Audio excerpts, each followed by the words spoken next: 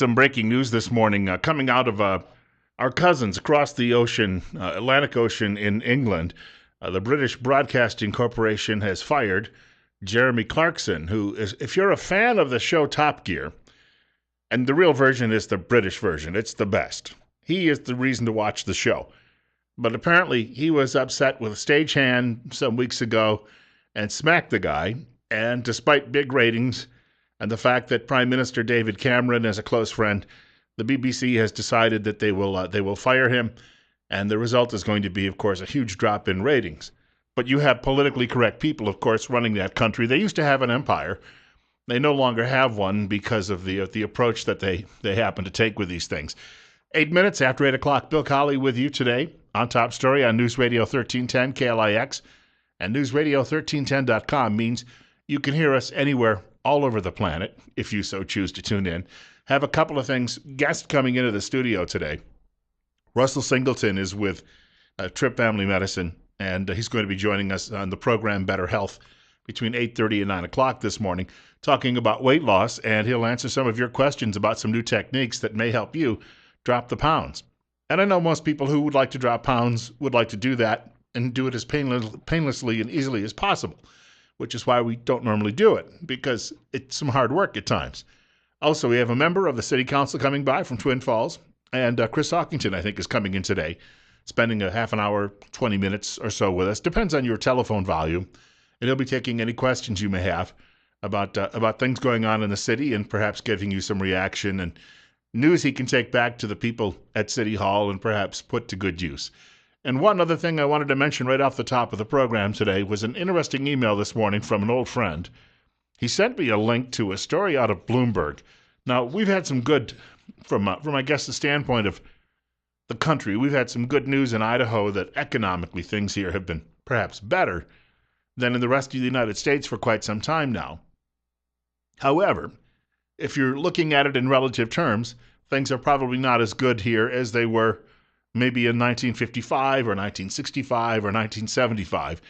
Big story at Bloomberg today from a woman who is trying to analyze why the U.S. economy just cannot produce the really high-wage jobs that it used to. Now, yesterday there was a story that popped up in the Wall Street Journal, and while automobile sales are booming in the United States, in many of the automobiles you're buying, all of the parts that comprise those cars are coming from Mexico or China.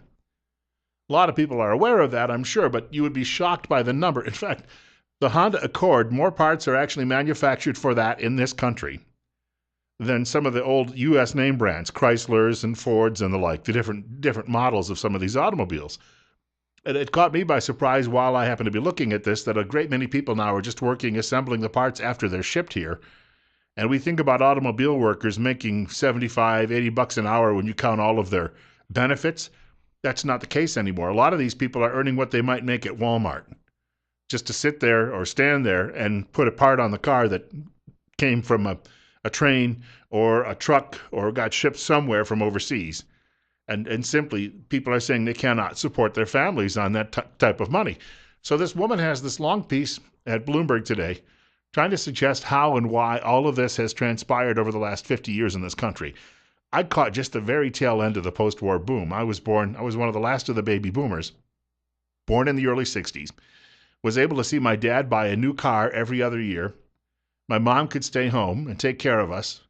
We lived in a part of the country that was considered part of Appalachia, so it wasn't exactly where the wealthiest people congregated, but we had things that we needed, and no one ever would have thought that somehow they were poor, and there was always this belief that life would always get better in the United States.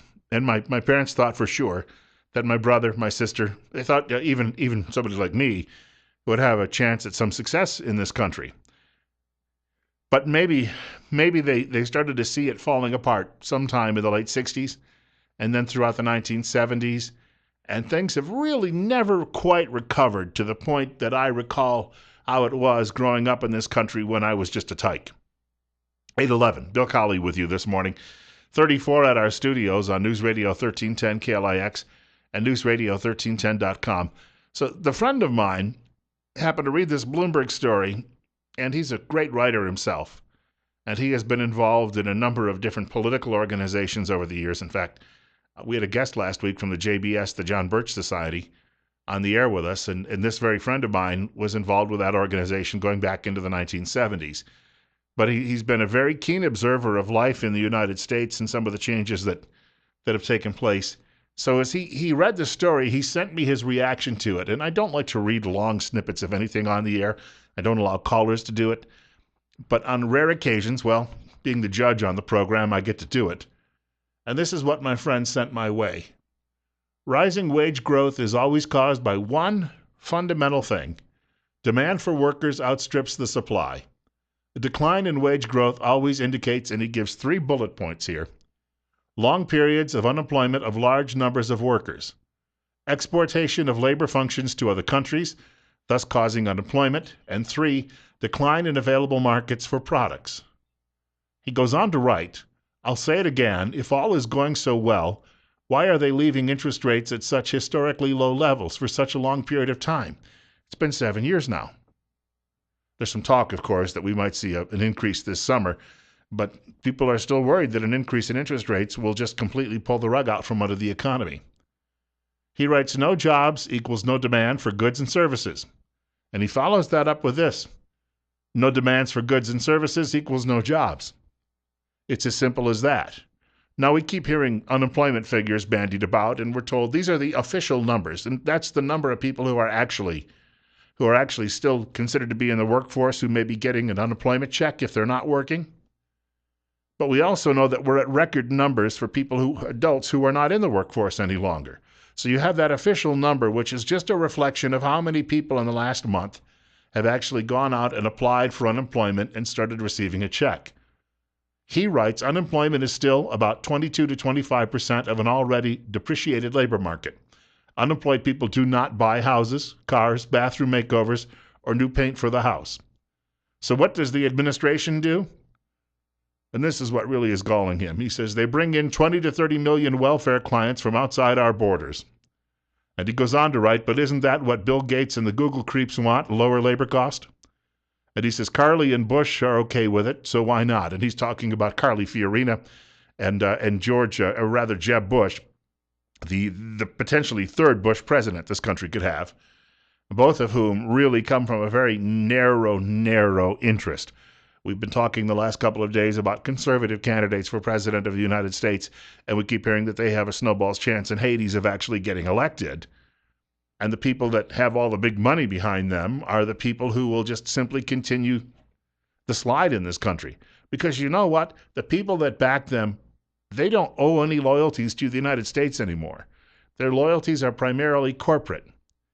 And if things finally get to the point in this country where it's unlivable, they can get on a plane and fly away to some retreat in some other part of the world and put up a large gate, hire a security team, and they can live quite comfortably. But the rest of us are stuck. We're stuck with all of this. And I've gotten to the point now, I've called myself a conservative for a long time. Conservatarian might be a better way to put that, somewhat of a hybrid between libertarian and conservative. But I've got to be honest with you. As far as the Republican Party at the top levels goes, it is not your friend. It is simply not working for you. It is working for a small cabal, and these are the people, the very, very important elites that run this country, and many of them also have ties to Bilderbergers and some of the other groups around the world that really have no use for you. And they're not necessarily out saying, we're going to get those people. But if it comes down to their interests versus your interests, their interests are going to win out. But then they try to tell you that their interests are actually good for you, and that it'll be good if we have free trade around the Pacific Rim. In other words, if we siphon off more of our country to China, Singapore, and other parts of the world, Thailand, Vietnam, where they can go find cheap labor and exploit that. And every time you go to one of these big box stores, and I'm thinking of one on Pole Line Road, which is based in Bentonville, Arkansas, sometimes I have to go there because I don't have any other choice. They may have a product I can't find anywhere else. But every time you go in there and you buy some plastic trinket that likely was made by slave labor in North Korea, and that's not a joke. There was a story last week I happened to see in a publication that said the Chinese are now working with North Korea, and the North Korea have put up some of their prison camps right along the border with China, and the prisoners are manufacturing these cheap goods, and then the Chinese have them shipped over the border, labeled made in China, and then they're sent here. There's a great book called The Colombo Bay. I interviewed the man who wrote the book a good dozen years ago. In fact, he was one of the first guests I ever had on a talk radio show, and it may have been the first time he ever did an interview about the book. But he actually traveled the world on one of these container ships. And he explains what it's like coming down these rivers in China, and these huge ships just lined up one after another, after another, after another, after another. And they head for ports all over the world. And then they get unloaded. The containers get put on trains or on trucks, go to shipping centers, and then are distributed in various regions. And then we go out and we buy some $4 trinket, which probably would have cost us in real dollar terms, $12, $15 maybe back in 1970. But the guy we bought it from in 1970 got to keep his job in Detroit or Waukegan or Boise or Salt Lake or anywhere else in this country because we were still buying and manufacturing from ourselves. They're giving us the rope to hang ourselves with, is what they're doing. And we're doing a pretty good job of it. I would think that no one out there listening this morning could really sit back and say they're comfortable with this situation. They're comfortable with the siphoning of jobs and manufacturing away from the United States. I worked with the Postal Service for one brief year in my life, and we worked the overnight shift in a postal sorting plant. It was not the most exciting job I ever had, but I had a really good network of friends there. I'd spent half the night out on the loading dock. I was working in North Syracuse, New York, where the temperature would be 20 below some nights, and I'd be out on the loading dock in a parka, unloading various trucks. Sometimes I'd get to go in the plant and actually do some of the work in there, pushing around the 1,400-pound cages of mail. So, physically it was a demanding job, and it wasn't exactly the most mentally challenging job, but I would eat my lunch. We ate lunch at 3 o'clock in the morning. I would eat my lunch every day with a small table of guys who were about the sharpest people I think I've ever come across. One was a preacher. He was between churches. Another had been a guy who'd been an accountant. He was between accounting jobs. And a fourth guy had been an old radio guy like me, and we would all eat our lunch together. The preacher said to us one day, he said that he had been doing some reading, and he said he's come to this conclusion. It's as simple as this. The only way your country prospers is by taking stuff out of the ground. He's referring to your natural resources, and then turning that into something else through a manufacturing process, and then selling it to someone else around the world. Unfortunately, we're not allowed to actually try to even turn that oil around from the fields in Canada because Mr. Obama's blocking that, so we can't work in a partnership with them. We have other issues coming up where people can't pull the natural gas out of the ground beneath them because their liberal governors refuse it in some states. And people are just out there living on food stamps and a prayer. And I hope that we have an opportunity next year to go to the polls in droves and just say enough. We'll see. Hey, we've got a guest coming up in about 10 minutes talking with us about weight loss with Better Health and Trip Family Medicine. Hope you can stick around. And you can reach our program today by sending me an email at bill.colley@townsquaremedia.com. That is bill.colley @townsquaremedia.com. And of course, I'm available by telephone too, 736-0300. That is 736-0300. I do want to mention our good friends at Western States Bus Services hiring part-time bus drivers right now. Split shifts 5 days per week, summers off, and scheduled no school days. Pay is $10.75 an hour. Apply today by contacting 733-8003. Western States Bus Services is an equal opportunity employer. And as I mentioned just a bit earlier, I was saying that we're going to have a guest, Russell Singleton, as a physician assistant at Trip Family Medicine. He's coming by in just a few minutes. He's going to spend some time talking with us about weight loss. It's a real challenge for some of us, and he's going to talk about ways that perhaps we can make it a little bit simpler. And if you have some questions or comments, feel free to give us a call in the next half hour when he joins us. 824, Bill Colley with you on Top Story, and you're up next on News Radio 1310 KLIX and newsradio1310.com. Yes, Bill, the other day Ted Cruz said in a speech at Liberty University that 50% of the Christians in this country don't vote. And I knew this. I knew that stat. And I said to him, I've always wondered, what is it the deal? Was it because Romney was LDS, or did it matter? And so, sometimes I think there's the Jesus syndrome, and I don't want to offend anybody because I consider myself a Christian.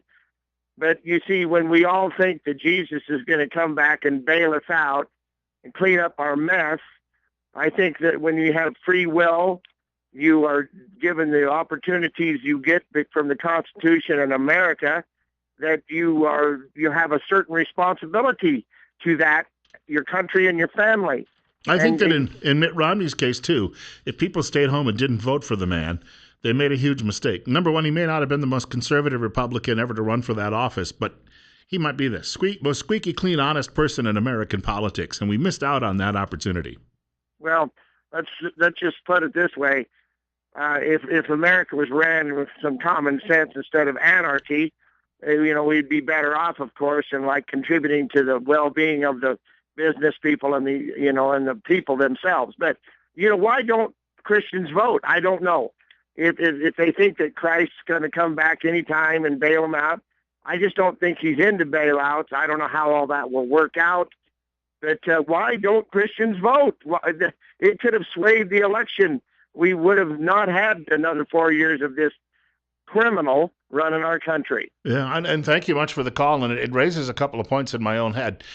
Number one, I was talking to a friend the other day who had spent some time studying to join the Jehovah's Witness church, but said in the long run she couldn't do it because she said, number one, I still want to vote. Number two, I still love the flag. Her father was a veteran in World War II, fought his way all the way across Europe and actually survived that war. So she said she could not do it. But you have some churches that say, no, we're not going to vote. We're going to be apart from that. And I grew up in a hometown where about a third of the population is Amish.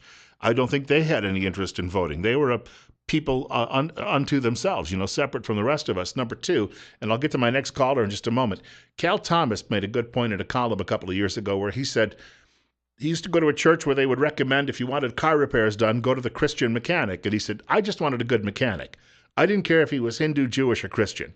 And when it comes to voting for a president, let's vote for someone. Let's go out and do that who can solve some problems. And anybody in any political office. You're up next. It's coming up on 828-35 at our studios on Top Story. Hey, Bill. How you doing? What's up? I just heard your last caller, and he was asking the question, why do Christians not vote? And I guess I'd have to say I attended a mainstream church here in the Twin Falls area for quite a while, and it's basically taught through the pulpit that we shouldn't even get involved in politics, and we should obey the law.